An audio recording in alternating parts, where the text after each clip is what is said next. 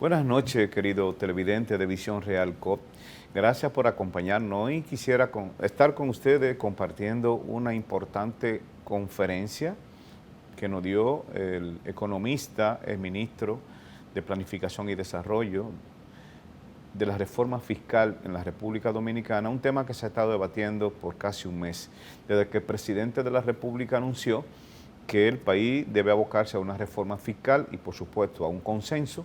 También las cooperativas, el cooperativismo, tenemos que pronunciarnos.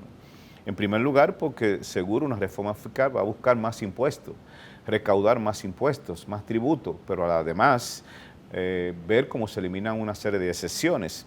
Esas excepciones también tiene el sector cooperativo dominicano. Por eso hoy vamos a tener una gran ponencia con Juan Ariel Jiménez, hablando de la reforma fiscal. Una reflexión para el debate de este Pacto Nacional por la Reforma Fiscal, sobre todo sobre la deuda que tiene el país, nos refiere sobre el sistema impositivo dominicano. Eso nos hace ver, Juan Ariel Jiménez, que estamos viendo en esta gran exposición que nos dio a la Cooperativa Vega Real en el auditorio dirigido a la alta dirección. En primer lugar, él refiere que el país no está cerca de los niveles de los países más endeudados, con un nivel similar a la media de América, o sea que el país tiene 47.9% y el mundo tiene 47.6%. Eso habla del nivel de endeudamiento, con un déficit de alrededor de un 3% del presupuesto nacional. El Producto Bruto Interno de la República Dominicana hay que mejorarlo. Habla Juan Ariel, comentando esta importante conferencia que ustedes van a ver, más luego de estos comentarios, que los datos que se muestran por primera vez en la historia del ingreso del gobierno, no están siendo suficientes para cubrir los gastos corrientes. O sea, hablamos de un déficit. Y ese déficit hay que cubrirlo con impuestos nuevos. Ese gasto corriente que impacta permanentemente todos los días a los ingresos del Estado, se está trabajando con un déficit. También refiere Juan Ariel Jiménez en esta importante propuesta que nos hace de la reforma fiscal, que parte del deterioro del gasto corriente se debe a un fuerte peso del pago de intereses de la deuda. Ha incrementado la deuda y por consecuencia hay un peso fuerte para ese déficit fiscal. De la reforma fiscal también se refiere Juan Ariel Jiménez, se necesita un ajuste fiscal significativo de entre 1.5% al 2%, o sea, el gobierno va a buscar casi un 2% de nuevos ingresos y eso significa nuevos impuestos para poder garantizar que el PBI garantice la sostenibilidad de la deuda pública a mediano plazo y sobre todo generar recursos para el bienestar social, o sea, para la clase más desposeída. También nos refiere el economista Juan Ariel Jiménez en esta importante conferencia de las más de 60 figuras impositivas que tiene la República Dominicana, que existen en el país, 60 figuras impositivas de cobro de impuestos, y solamente 5 acumulan más del 70% del total de la recaudación de impuestos. Entonces, por consecuencia, hay un grupo que está asumiendo ese 70%. Todo esto es informaciones que vienen fuentes del Ministerio de Hacienda de la República Dominicana en el 2004. También nos refiere Juan Ariel Jiménez en los principales impuestos que ya tenemos una tasa relativa alta. Dice él que tenemos un 27% de tasa relativa de impuestos en República Dominicana y eso es lo que se está buscando que ajuste. Esos son los informes que nos da el Banco Central, que también nos habla de su reserva en dólares. La República Dominicana cuenta con una reserva de 14.000 millones de dólares, el cual nos garantiza como un colchón a la República Dominicana. Otro elemento que vamos a ver en esta importante conferencia que nos dio Juan Ariel Jiménez sobre la reforma fiscal, que el problema es de la eficiencia en la recaudación. O sea, él nos dice que la recaudación, la eficiencia es muy baja. O sea, el ITEVI interno y lo que nos muestra de la eficiencia, de la deficiencia, debe estar por 60% de evasión de impuestos. Es importante que la República Dominicana, los impuestos que se recaudan, sea igualitario y que sea para el impacto a una mejor desarrollo y sobre todo vencer las inequidades. Un elemento importante que nos hace referencia en esta ponencia que ustedes van a ver más adelante es que la República Dominicana cuenta con la segunda tasa de eficiencia recaudatoria, impuesto más baja de la región, así como el 26%. El promedio de los impuestos es 33% y llega hasta un 50% a nivel de América Latina. Entonces, de 27, ver cómo se puede ajustar ahí. También nos refiere el señor Juan Ariel Jiménez en esta importante ponencia de reformas fiscal. Acuérdense que vamos a ver el 16 de agosto el presidente prometió presentar la propuesta para el consenso nacional y estamos dando un avance de esta conferencia importantísima que nos trajo el economista Juan Ariel Jiménez. Lo que acentúa el problema de la eficiencia es que ha venido empeorándose en los últimos años, posicionándose en el 2022 en su lugar más bajo de los últimos 10 años. O sea, la eficiencia recaudatoria ha sido muy baja, entonces hay que atacar un poquito. Esta es la fuente de la Dirección de Impuestos Internos 2024, o sea, la recaudación de los tributos ha sido muy baja. Hay que atacar porque un 60% que tenemos que no se está recaudando.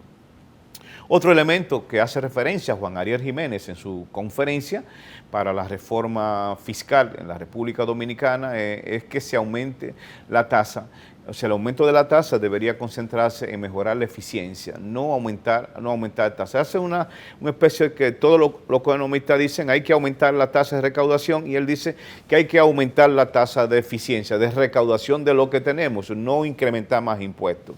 Tenemos un 60%, 27%, ¿cómo fortalecer esa recaudación del 27%? No aumentar 2 o 3 puntos más de impuestos, sino recaudar un poco más y organizar más a los que no están pagando, a la informalidad que también está por encima del 56%. Refiere Juan Ariel Jiménez como una muestra del porcentaje de evasión de los más altos de la región y entonces esto es un problema que nos lo hace saber el Fondo Monetario, por eso habla de la responsabilidad fiscal y de la recaudación, que estamos por encima de los países similares o menor nivel de informalidad y esa evasión alcanza un 60%. Otra referencia que Juan Ariel Jiménez nos va a hacer en esta importante conferencia es la eficiencia no solo es baja, sino también que va disminuyendo con el paso de los años. O sea, es fortalecer el nivel técnico de la Dirección de Impuestos, de aduana, de la evasión que hemos tenido, de los ricos que paguen más impuestos, que no nos carguen al consumo más de lo que estamos pagando, casi un 70%. Refiriendo Juan Ariel Jiménez a esta reforma fiscal, también él nos dice que aumentar la tasa debería concentrarse en mejorar la eficiencia. Hace mucho énfasis en mejorar la eficiencia recaudatoria, lejos de aumentar un nivel de tasa impositiva. Las recomendaciones finales que vamos a ver ya en esta ponencia, pónganle mucha atención a toda esta importante ponencia porque es un maestro en la explicación que es Juan Ariel, aparte que es un profesor en Harvard y en Pucamaima y otras instituciones, es un excelente expositor, pero es más que un maestro, analizando gráficas, indicadores financieros. En una primera parte, la alternativa que nos plantea Juan Ariel, como economista, aquí en la Cooperativa Vega Real, la más fácil es el aumento de tasas, esa es la más fácil. De 27 nos pueden llevar a 30 y son 3% y 3% va a reunir de 120,000 a 150,000 dólares, que es lo que necesitamos para incrementar esta tasa. En segunda alternativa es implementar medidas sin aumentar la tasa, o sea, reduciendo tasa. No es verdad que en este país se va a reducir tasa, para aumentar la recaudación, para mejorar la eficiencia recaudatoria. Eso es una segunda alternativa. Ya el caso para las cooperativas, nos espera también que nos quiten una excepción que tenemos y nos pongan también a tributar. Eso es una lucha que vamos a tirarla porque como instituciones sin fines de lucro también estamos trabajando para el bienestar común, para las comunidades. Por eso también la misión del FMI hace una recomendación a la economía dominicana que recientemente manda su carta antes que el presidente asuma ya el segundo mandato. El sector cooperativo también debe prepararse. Ya hemos sido llamados para empezar a discutir las regulaciones de las cooperativas de ahorro y crédito. Contamos en el sector cooperativo dominicano con más de 2.300 cooperativas en todo el país, de las cuales 1.000 cooperativas son de ahorro y crédito y por consecuencia ahí nos quieren llevar a que haya una mayor fiscalización, una mayor regulación y supervisión de la cooperativa, porque también tenemos algo importante.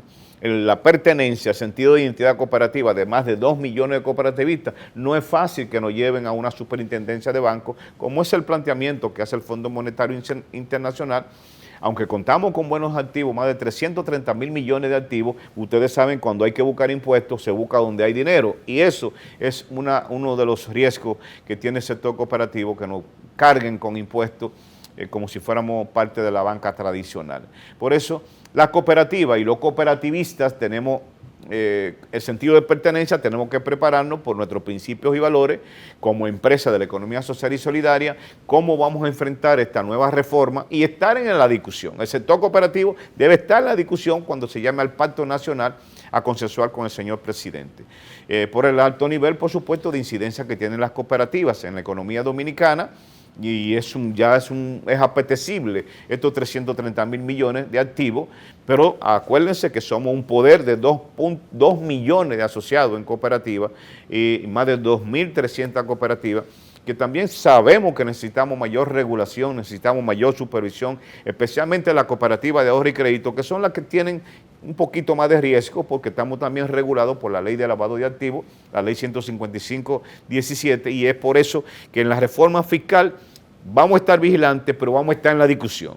Somos instituciones que hemos crecido en un país de desigualdades sociales y en consecuencia sabemos que estamos asumiendo riesgos, que tenemos que mitigar el riesgo, y por eso hay que cuidarse con la eliminación de la exención impositiva en el proceso de la reforma fiscal que se avecina, y nos corresponde al liderazgo tener claridad ante este informe del Fondo Monetario Internacional, la misión que revisó la economía, para nosotros tener una postura. Vamos a ver lo que aconteció en la cooperativa Vega Real con el economista Juan Ariel Jiménez, es ministro de la presidencia, especialmente en Economía, Planificación y Desarrollo, quien también trabajó con la cooperativa y siente el cooperativismo como parte suyo, porque también allá en el Palacio Nacional, cuando fue viceministro de la presidencia, trabajó con un proyecto de ley. Veamos lo que nos dice Juan Ariel Jiménez en esta importante ponencia sobre la reforma fiscal.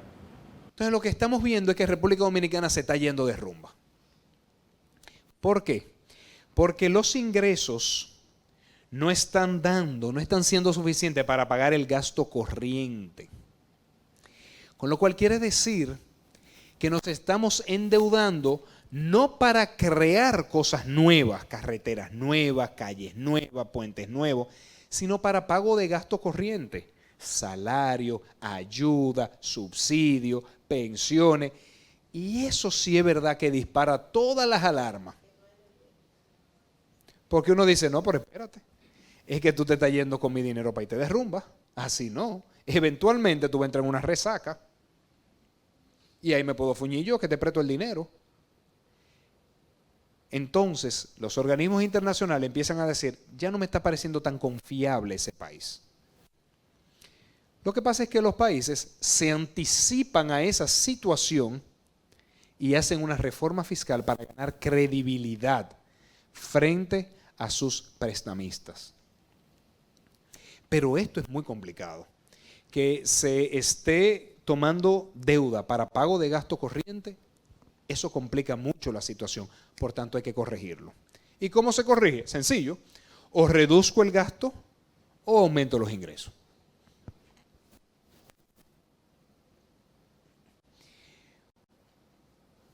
Por supuesto, y se derrumba, produce resaca, dolor de cabeza, entre otras cosas.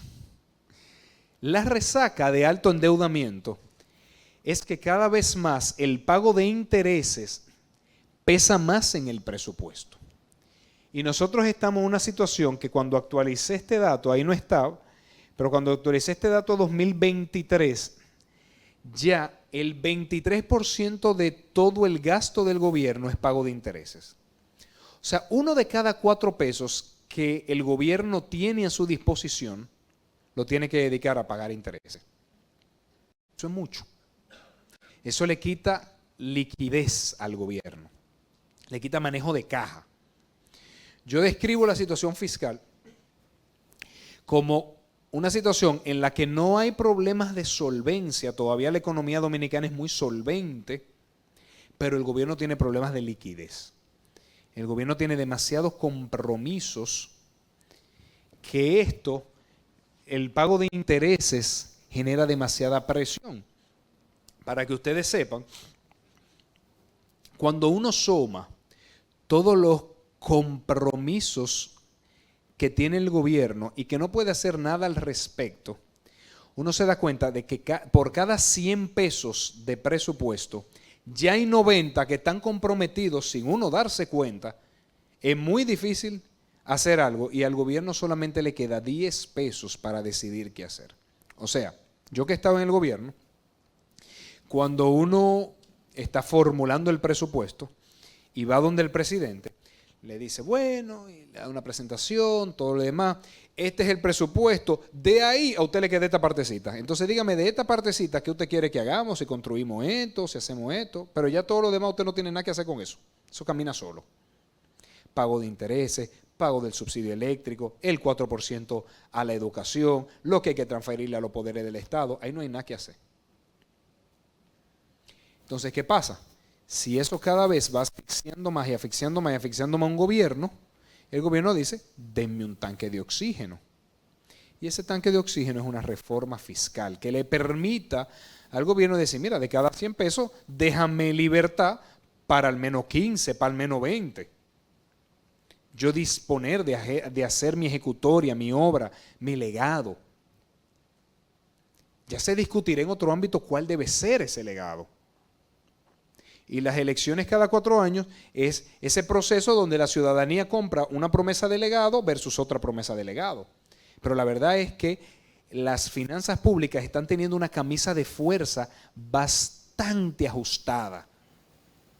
Y una de las cosas que más está influyendo es este aumento que está teniendo, esta presión que ejercen sobre las finanzas públicas, el pago de los intereses. Ustedes ven que aquí bajó, no se lleven, eso es que simplemente este dato es el dato COVID. Pero la verdad es que esto está aquí ahora mismo, el 2023. Así como les dije, no somos uno de los países con mayores niveles de deuda, sí somos uno de los países donde el pago de intereses representa un mayor porcentaje de los ingresos del gobierno.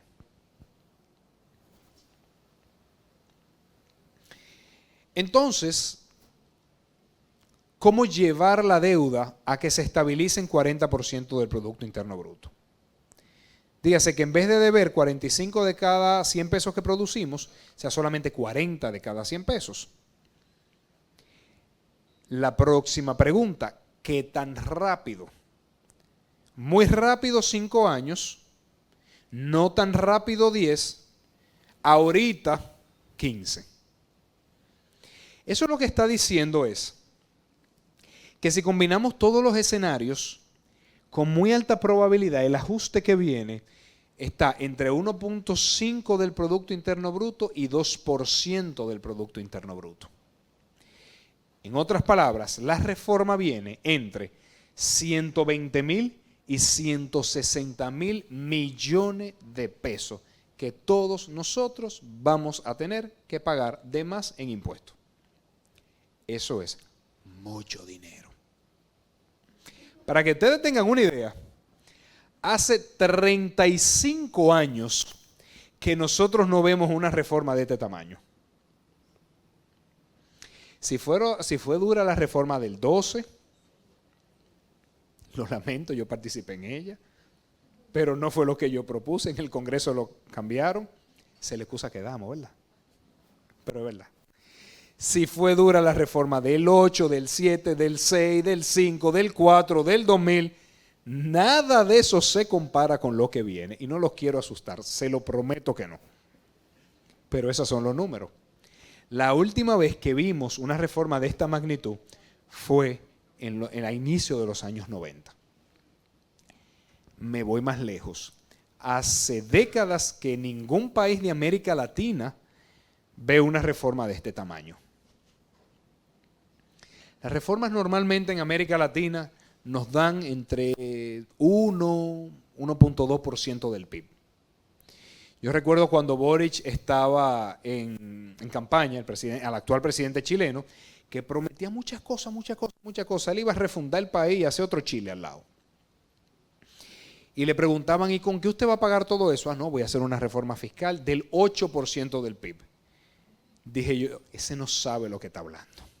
Eso no se ha visto en la historia de la humanidad. Con esto les digo, este tamaño de la reforma, de entre 1 y 2, no lo hemos visto en décadas. América Latina no lo ha visto en décadas.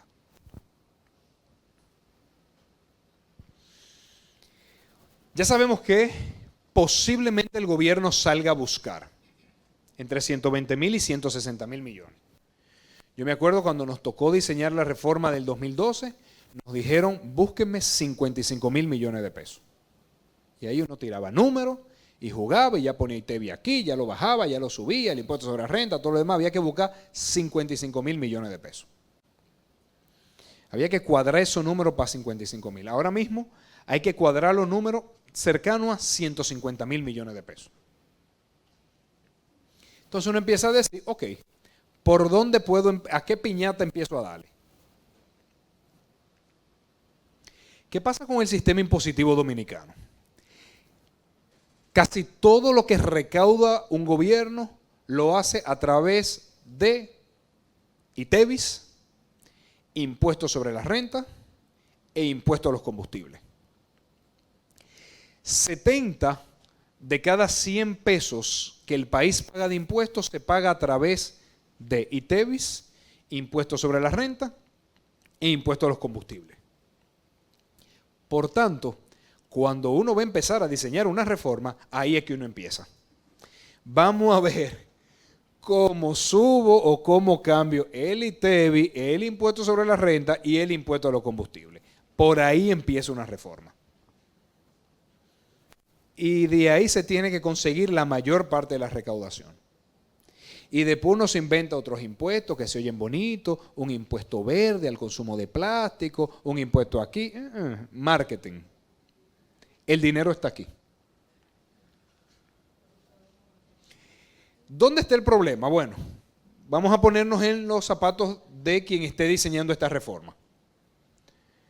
Nos dicen que tenemos que buscar entre 120.000 y 160.000 millones de pesos. Ya uno sabe cuánto buscar. Nos dicen que casi todos los impuestos se consiguen a través de ITEVI, impuesto sobre la renta, impuesto al hidrocarburo. Ya sabe dónde buscarlos.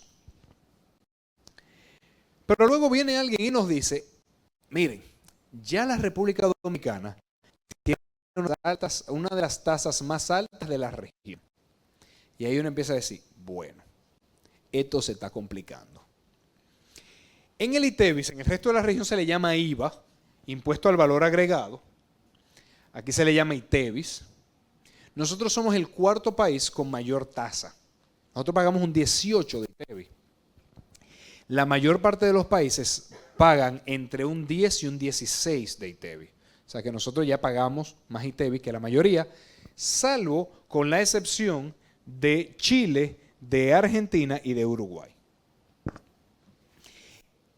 En impuestos sobre la renta, que nosotros los tenemos en 27, nosotros estamos ligeramente por encima del promedio latinoamericano, que es de 26, pero ya hay muchos países que lo tienen en 30. Como dicen en mi pueblo natal Moca, peso a moriqueta, a que suben el impuesto sobre la renta al 30. Eso, yo le apuesto lo que sea, que eso va. Porque sé la lógica que hay detrás de quien esté diseñando esta reforma. Y cuando va a salir a explicarla, va a decir, no, yo estoy llevando el impuesto sobre la renta al promedio de otros países de la región, Costa Rica, El Salvador, México, me sé que eso viene. Pero vamos a auscultar cada impuesto. Vamos a ver qué hay detrás de cada impuesto para darnos cuenta de que a veces las respuestas no son tan sencillas. Aquí yo voy a descomponer cada impuesto en 3 cosas. Aquí vamos a responder una pregunta. Si el gobierno pudiese recaudar todos los impuestos, de cada 100 pesos, ¿cuánto verdaderamente recauda? Y el resto, ¿por qué no lo recauda? O porque tiene una exención o porque es ineficiente la recaudación. Vamos uno a uno. Voy a empezar con la buena noticia, hidrocarburos. De cada 100 pesos que el gobierno pudiese recaudar en impuesto en hidrocarburos, recauda 73.6 pesos, 74. Nada mal. Hay 22 pesos que no lo puedes recaudar por exenciones, porque las generadoras no pagan el impuesto a los combustibles, algunas empresas mineras no pagan el impuesto a los combustibles, algunos sindicatos no pagan el impuesto a los combustibles. Entonces, ok, de cada 100 pesos yo regalo 22 pesos, cobro 74 pesos y se me pierden 5 pesos, trasiego de combustible, contrabando, lo que sea. Bien. ITEVIS externo bastante parecido. Pero vamos a empezar con los problemas. El ITEVIS que todos nosotros pagamos. De cada 100 pesos que el gobierno pudiese recaudar a través del ITEVIS, solamente recauda 36 pesos. O sea que si nos quejamos de que pagamos mucho ITEVIS, pudiera ser peor. ¿Por qué solo pagamos 36 pesos? Hay 31 pesos que no lo pagamos porque hay exenciones, porque hay bienes y servicios que están exentos. No pagamos ITEVIS para algunos alimentos, arroz, plátano, huevo, habichuela, no pagamos ITEVIS de medicina, no pagamos ITEVIS de educación. Eso hace que el gobierno no recaude todo lo que pudiese recaudar. Pero 34 pesos el gobierno no los recauda por, entre comillas, ineficiencia, o mejor dicho, evasión, elusión. En toda discusión de la reforma, lo que se analiza es, ¿muerdo aquí o muerdo aquí? Muerdo en lo que ya recaudo, eso quiere decir aumentar la tasa.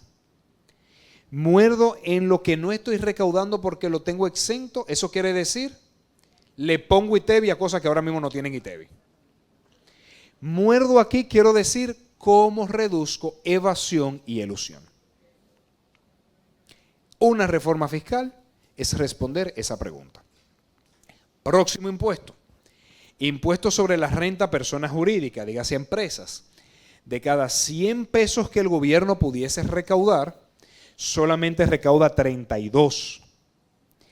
Hay 7 pesos que lo pierde por exenciones, zona franca, turismo, pero hay 61 pesos que no recauda por evasión, por elusión. Nuevamente, al discutir la reforma fiscal, lo que implícitamente se está discutiendo es dónde aquí yo puedo morder. Si aumento la tasa, si quito exenciones o hago la difícil tarea de reducir la evasión y la elusión. Vámonos a impuestos sobre la renta a personas físicas, lo que pagamos cada uno de nosotros como empleado. De cada 100 pesos, el gobierno solamente recauda 23 pesos. De cada 4 pesos que pudiera recaudar, solamente recauda 1. Hay 72 pesos que se pierden por gasto tributario. Es decir, muchas personas, dado que tienen bajos salarios, están exentos del impuesto sobre la renta de personas físicas. La gran mayoría. Y muchas personas están en la informalidad. Y pierde 5 pesos por ineficiencia, dígase por evasión, porque ese ITEVIS no es tan fácil evadir. Como la empresa es que lo paga. Entonces, ¿qué pasa? Déjeme darle un ejemplo de impuesto sobre la renta de personas físicas. De cada 100 personas que trabajan en la sociedad dominicana, 56 están en el sector informal, 44 están en el sector formal. Los que están en el sector informal no pagan nada. De los 44 que estamos en el sector formal, 90% no paga impuestos sobre la renta porque tiene un salario muy bajo. Es decir, que en general, de cada 100 personas que trabajan en la República Dominicana, solo 3 pagan impuestos sobre la renta. Dígase que si usted paga impuestos sobre la renta como empleado, siéntase que es de los 3 patriotas que están sosteniendo las finanzas públicas pagando impuestos sobre la renta. Porque esto es con filosofía, que hay que tomarlo, para no amargarnos. Somos de los 3 patriotas que están sosteniendo la finanza pública.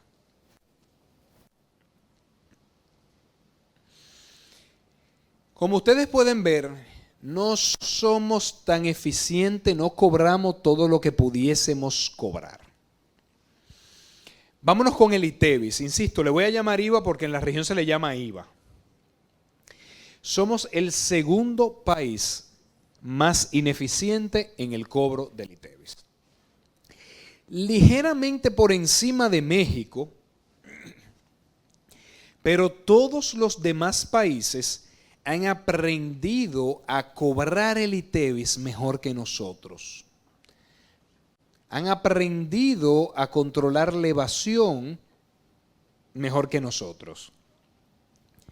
Entonces, en una reforma fiscal, ¿por qué no aprendemos de estos países y así evitamos que no tengan que subir del 18 al 20?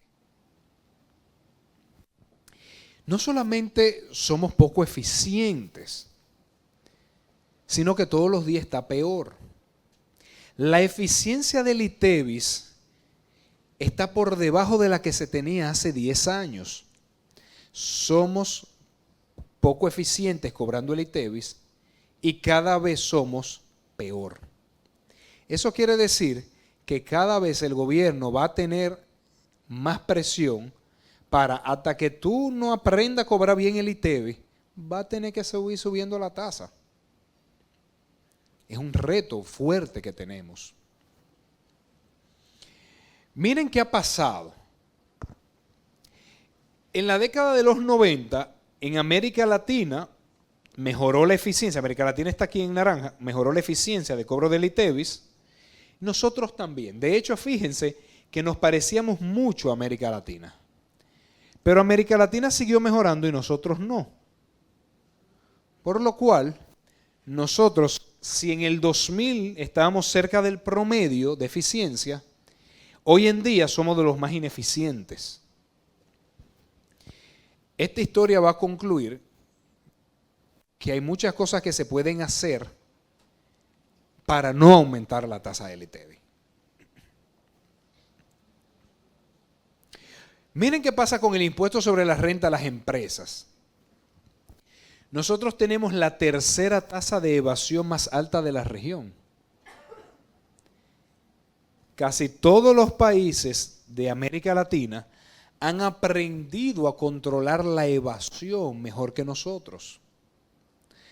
Por lo cual, podemos tener una de 2 opciones. O aumentamos la tasa de 27 al 30, o aprendamos de lo que hacen los demás países para reducir la evasión. Son 2 formas de abordar esta reforma fiscal que nos viene. Nuevamente, no solamente es que tenemos un serio problema de evasión, es que ese problema cada vez es más grande. Aquí está lo inverso, aquí es la eficiencia. La eficiencia es lo inverso a la evasión. Miren cómo la eficiencia del cobro de impuestos sobre la renta va cayendo todos los años. Aquellos de ustedes que tengan empresas o que sus amigos relacionados tengan empresas, son de los pocos patriotas, gracias de verdad, son de los pocos patriotas que sus empresas pagan impuestos sobre la renta. Gracias. Por favor, no evadan. O lo que es lo mismo, gobierno, cóbrale a otro. No me siga apretando más, aprieta a otro. Si ustedes se van a ir con una imagen de esta parte de la discusión de la reforma fiscal, por favor que sea esta. Que me voy a detener a explicarla porque aquí yo creo que está la clave del asunto. ¿Qué tenemos ahora mismo? Nosotros tenemos una tasa impositiva de 18% y eso recauda 4.7. Si nosotros fuésemos a aumentar del 18 al 20, lo que va a aumentar la recaudación es, en el mejor de los casos, 0.5% del Producto Interno Bruto. Dígase 50.000 millones de pesos más o menos, lo más que pudiera conseguir. Si por el contrario, en lugar de aumentar la tasa, lo que hacemos es que mejoramos el cobro del ITEVIS, dejamos de ser el segundo país más ineficiente y pasamos a ser el tercer país más ineficiente. O sea, no es un salto cuántico, no. Es subir un escalón. Es que ahora México está aquí de ineficiente. República Dominicana está aquí. Todo lo que pedimos es que pasemos a ser como Colombia, el tercero más ineficiente. Solamente si hacemos eso, dejando igual la tasa, vamos a recaudar 2% del Producto Interno Bruto. Toda la reforma fiscal pudiese ser eso. Ser un poquitico más eficientes recaudando. Y ahí no hay que hacer más nada. Ahí no hay que subirle el ITEVI al 20, no hay que subir el impuesto sobre la renta al 30, todo se resuelve ahí. Solamente con dar un paso adicional en la eficiencia del cobro del ITEVI. Alternativas de reforma fiscal. Y ya con esto concluyo porque la sesión de preguntas y respuestas anticipo que ahí es que va a estar el jugo, ¿no? Una primera alternativa, la más fácil. Y si tuviese que apostar, me huele que por ahí viene la reforma. Aumentar tasa. En esta alternativa, el ITEVIS va a pasar del 16 al 18%. Perdón, del 18 al 20%. Le daría como 0.5% del PIB. Muy probablemente vamos a pasar a pagar ITEVIS de productos que hoy en día están exentos, como los alimentos, como algunos servicios. Pero me huele, y de verdad que no tengo información privilegiada, me huele a que eso viene con una tasa diferenciada de 10%, en cuyo caso se recaudaría entre 0.6 y 0.7% del ITEVIS. O sea, aquí yo estoy haciendo el ejercicio de cómo pienso que piensa un segmento en particular del gobierno. El impuesto sobre la renta de las empresas muy probablemente va a subir del 27 al 30. Estoy casi seguro que eso viene así, si es que viene la reforma. Con lo cual, el gobierno recaudaría entre 0.2 y 0.3 del PIB. Me parece que el impuesto sobre la renta, el último tramo, a las personas físicas, también lo van a subir un poco, y que va a subir el impuesto a las bebidas alcohólicas. Eso nunca se queda. Cuando yo trabajaba en reforma fiscal le llamamos el impuesto a los vicios. A todos los vicios hay que golpear. Cigarrillos, cervezas, rones, eso hay que golpearlo siempre. Eso ya veremos cómo se le pone impuesto a los vape. ¿Es que le dicen? A los vape, a la juca, pero a eso sí, ¿verdad? Pero en mi tiempo todo era cigarrillo, cerveza, ron y le decíamos, y bebidas caras, vino, whisky.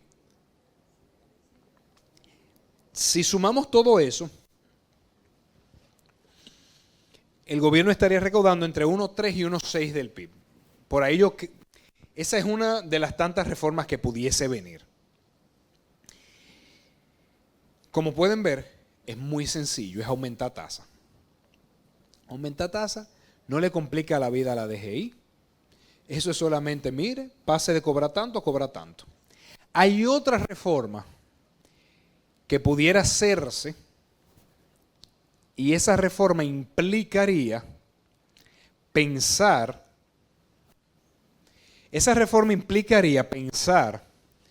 cómo no morder en lo que ya cobramos, sino empezar a morder lo que no cobramos. ¿Y por qué no se hizo antes? Esa es la pregunta obligada. ¿Por qué no se hizo antes? Uno, por miedo. Vamos a estar claros. Mal.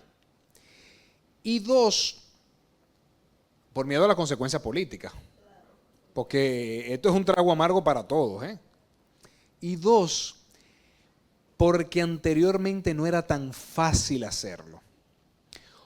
O mejor dicho, las tecnologías han avanzado tanto que ya es mucho más fácil reducir la evasión. Ahora, los sistemas de información son tan poderosos que ya uno ve la economía más claramente para saber, déjame cobrarte aquí. El truco está en agarrar alguna transacción con el sector formal. Te agarré, ya yo sé por dónde que tú vas. Y ahí se le puede poner impuesto. Pero hay otras estrategias muy creativas. Por ejemplo, no sé si ustedes se han dado cuenta que a los dominicanos nos gusta el azar. Dígase, nos gusta jugar. Eso explica por qué hay tantas bancas de apuestas en el país. Y banca de lotería. Algo que se pudiera hacer y que ya han hecho otros países es que cuando yo voy a un sitio y pido factura fiscal, me genera un ticket de lotería. Y ese ticket de lotería me pudiera dar un premio diario. Si nosotros logramos incentivar a que las personas cada vez que compran algo pidan la factura, obligan al negocio a formalizarse él y a formalizar la transacción. Y así hay muchas cosas que se pueden realizar. Nosotros hemos trabajado en eso. Cuando digo nosotros, es mi empresa. Y eso nos da que se pudiera recaudar entre 1.4 y 2.5% del PIB. Sin aumentar tasas o incluso bajando tasas. Por ejemplo, ¿qué nosotros pensamos? El ITEVIS, nosotros se puede reducir al 16%.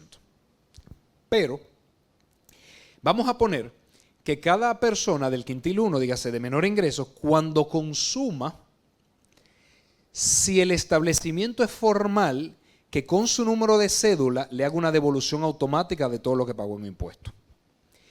Post-COVID eso se puede hacer. ¿Por qué? Porque nos inventamos las cuentas virtuales. Por eso ustedes veían que en el COVID, con el número de cédula, la gente se le mandaba el quédate en casa.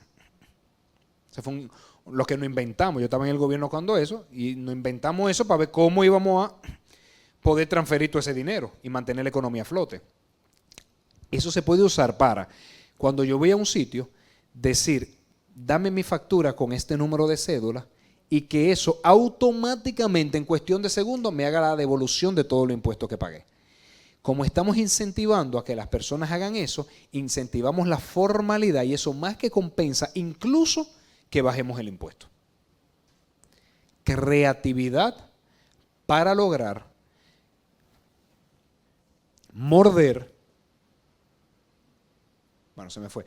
Creatividad para lograr morder esa evasión, esa elusión que tanto nos ha afectado. O sea, en otras palabras, en la reforma fiscal hay dos formas de hacerla. Está la forma fácil y está la forma difícil. La forma fácil posterga un problema y lo hace cada vez más grande. Aumentar tasa y aumentar la evasión. La forma difícil requiere creatividad, requiere de mucho trabajo, pero es lo que nos permitiría hacer el sistema verdaderamente sostenible y que dejemos de ser de los 3 patriotas que pagan el impuesto sobre la renta y de los pocos patriotas que también pagan ITEVI, porque consumimos en lugares formales. Lo dejo aquí y pasemos a la pregunta y respuesta. Muchas gracias. Reiterar las felicitaciones a Juan Ariel. Mi pregunta dice, ¿cómo lograr que el sector informal de la economía en la República Dominicana, que son la mayoría, puedan regularse y que puedan convertirse en agentes pagadores de la DGI? Excelente pregunta. Yo creo que la reforma fiscal debe empezar por ahí. ¿Qué hacemos con la informalidad? Hay varias formas de ver la informalidad. Bueno, primero, hay varias informalidades. Informalidad laboral, informalidad comercial, informalidad transaccional. Dígase, hay trabajadores informales y hay empresas informales. Cada una tiene sus características. Por mucho tiempo, nosotros hemos tenido la mentalidad de la informalidad a la Europa, donde vemos al sector informal como que toma una decisión racional de, mira, ¿qué me pasa si me voy a formalidad? Tengo puesto, y el gobierno no me da nada. Y el informal, como el gobierno no me da nada, no me quita nada, y me ahorro el pago de impuestos. Así es que se ve en los países desarrollados la informalidad.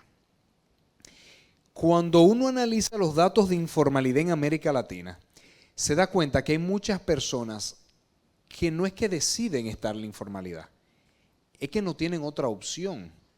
O sea, ese chiripero, ese vendedor de fruta en la calle, no es que decidió serlo, es que nadie le ha dado una oportunidad para trabajar en una empresa.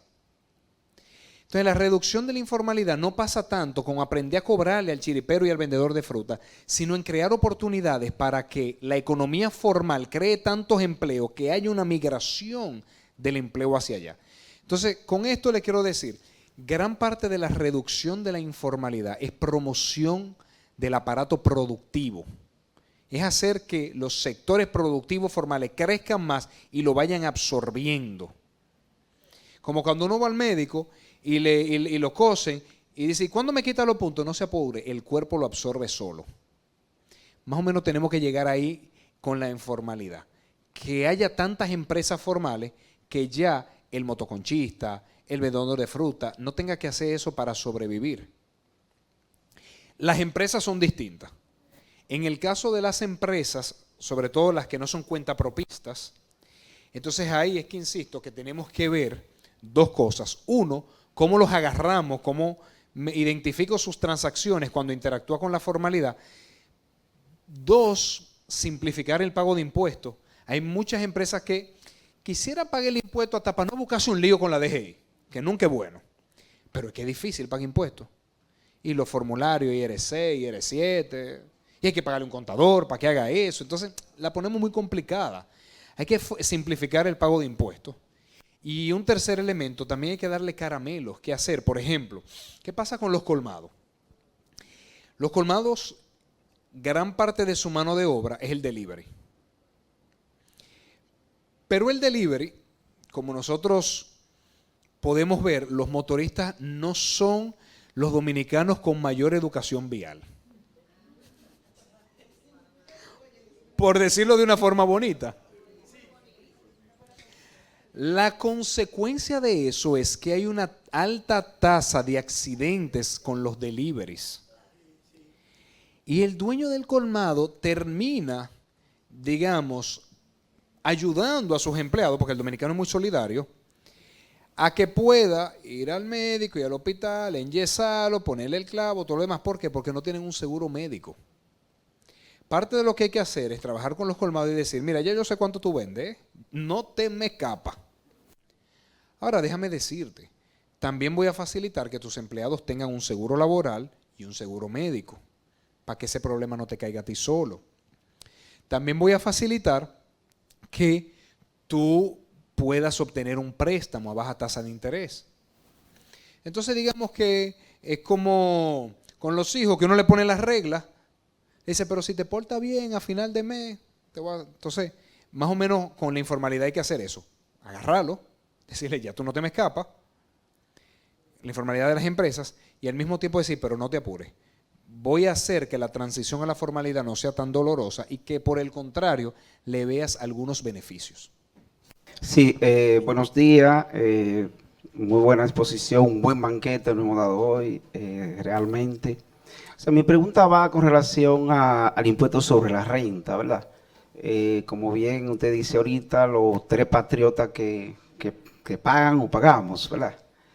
Desde hace más de 10 años, la excepción contributiva con relación a que todavía está en 34,000 y algo más o menos, y no se mueve eso a pesar de que la canasta familiar de nosotros cada día es más alta. Entonces el gobierno, si bien es cierto que está buscando impuestos, también debería ver la forma de cómo trabajar esa parte.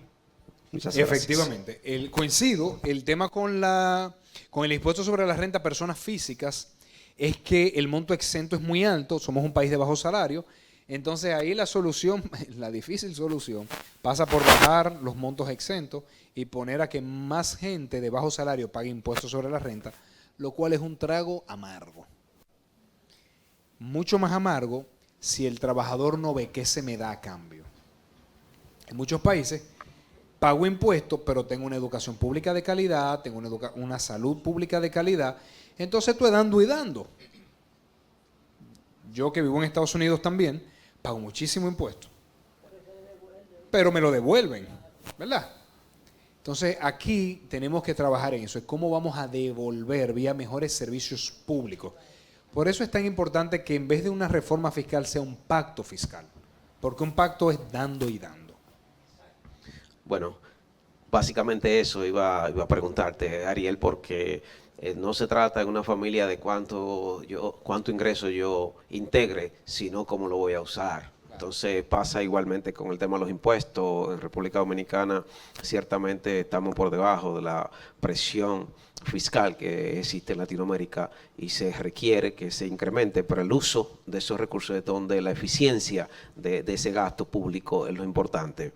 El impuesto, como bien te señalan, van a establecerlo, es una imposición, pero hay algunos impuestos que deben ser revisados y creo que en el 2012 se creó el mecanismo para el tema del impuesto sobre la renta como un adelanto a través de las cuentas de ahorro, y creo que eso es un castigo al ahorro y sobre todo me luce a mí un abuso para cierto sector que tiene muy bajos ingresos. Y si bien el instrumento tributario te describe que al final de año tú puedes reportar y que te devuelven ese dinero porque es un adelanto, imagínese usted una persona que reciba 2,000 pesos, 5,000 pesos de intereses, hay que pagar un 10% de eso y que después hay que pagarle a un contador más que eso para que te lo devuelvan. Eso nosotros desde la cooperativa, recuerde Yanio, que nosotros precisamente en ese momento hicimos una protesta por eso a Guaracuya y bueno, a Hacienda. Yo espero que no protestáramos contra usted.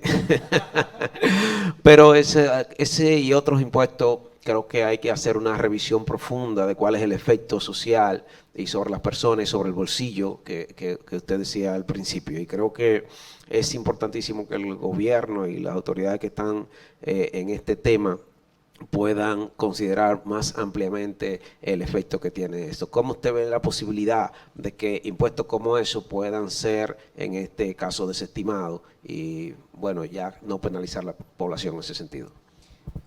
Bueno, déjame, Ariel, para cerrar, porque ya por ahí mismo voy, como tengo un próximo artículo que refiero a la cultura del ahorro y el pacto fiscal, sabiendo cómo está China, Alemania, Suiza, Singapur, que tienen unos niveles altos de ahorro. Tú hablaste del quintil, hablaste de la diferencia que hay en lo que genera de ingresos en las personas y el déficit que tienen y las dos formas de que podamos llegar a una reforma fiscal. Pero no se habla de cultura del ahorro. O sea, el país no lleva.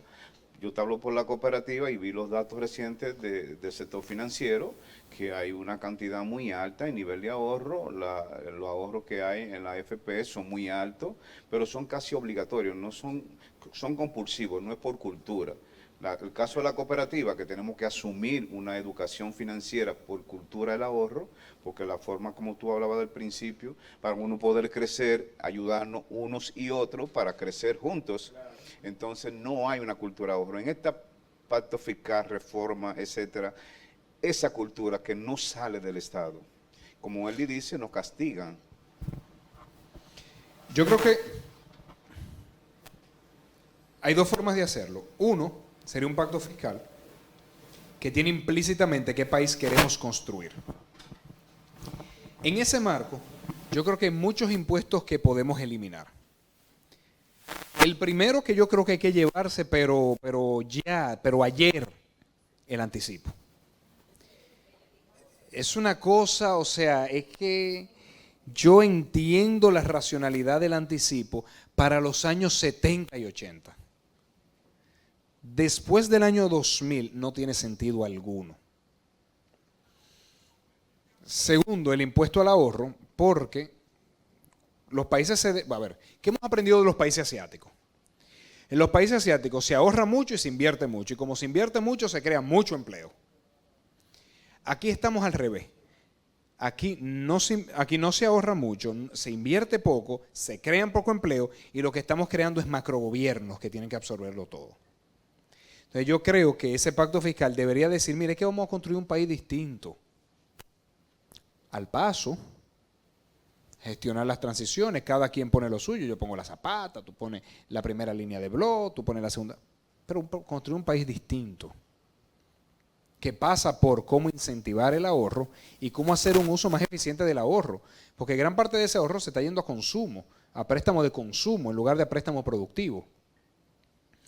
Tercero, hay impuestos que están diseñados para que la gente lo engañe. Por ejemplo, el impuesto a las transferencias de vehículos de motor, lo que crea problemas porque la gente no declara la venta del vehículo para no pagar el impuesto, ese vehículo choca y vivimos todo el problema. Ese impuesto recauda poco, llevémonoslo ya. Entonces yo creo que hay que tener esa discusión de qué país queremos construir. Queremos un país de verdad formal, sincero, quitemos ese impuesto de la transferencia de vehículos de motor, para que ya formalicemos las ventas de vehículos. Y ya quien chocó, chocó. Y el dueño del vehículo es el dueño real. Son como todas esas discusiones que hay que tener, pero pasa por tener una visión país y un pacto de cómo vamos a construir ese nuevo país, que es una tarea que nosotros de verdad tenemos pendiente. Si nos vamos a una reforma fiscal rápida, es esto, sube de tanto a tanto, de tanto a tanto, son modelos en Excel, ya me da tanto, eso es.